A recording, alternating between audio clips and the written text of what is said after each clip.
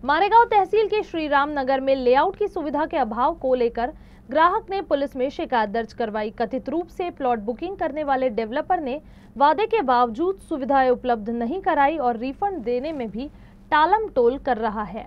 मारेगांव के कन्हान गांव के pass group number 47 से 48 में बने लेआउट को सरकार द्वारा रेसिडेंशियल प्लॉटों के लिए अनुमोदित बताया गया था। इसके बावजूद ग्राहक दीपक शेंडे ने 21,000 रुपए देकर प्लॉट नंबर 6 बुक किया। शेंडे ने बताया कि उन्हें बिजली, पानी, सड़क और गार्डन की सुविधा 8 दिनों में शुरू करने का आश्वासन दिया गया था, लेकिन अब तक कोई सुविधा उपलब्ध नहीं हुई है। लगातार टालमटोल और झूठे वादों के कारण उन्होंने प्लॉट डेवलपर खांडेकर के खिलाफ मारेगांव पुलिस थाने में शिकायत दर्ज करवाई। इसके साथ ही शेंडे ने मांग की है कि लेआउट की जांच की जाए और बुकिंग की राशि तुरंत वापस की जाए ताकि अन्य ग्राहकों को फंसने से रोका जा सके।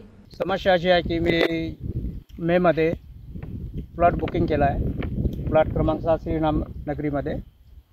त्यावेळी त्यांनी सांगितलं की आम्ही 8 ते 10 दिवसात काम सुरू करू।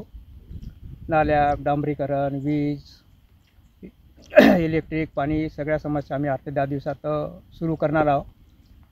आणि तोंडी आश्वासन देऊन माझ्याकडून प्लॉटची रितसर पावती फाडून घेतली आणि त्यानंतर ॲग्रीमेंटसाठी माझ्यावर दबाव टाकत आहे। पण हे जे लेआउट आहे सर, लेआउट हे 2002चं लेआउट आहे।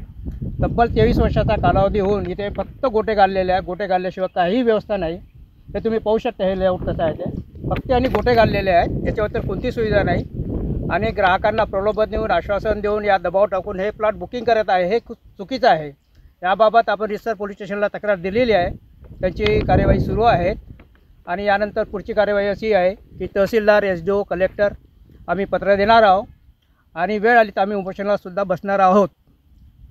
त्याबाबत सगळ्या ग्राहकांच्या सारख्या समस्या आहे, परंतु कोणीही समोर येत नाही आहे आणि कोणी बोलत नाही, कारण यांचं प्रेशरच एवढ्या मोठ्या पद्धतीने आहे की ग्राहकांना ते प्रेशर टाकून, दबाव टाकून वेळीच ते करारनामा करून घेत आहेत।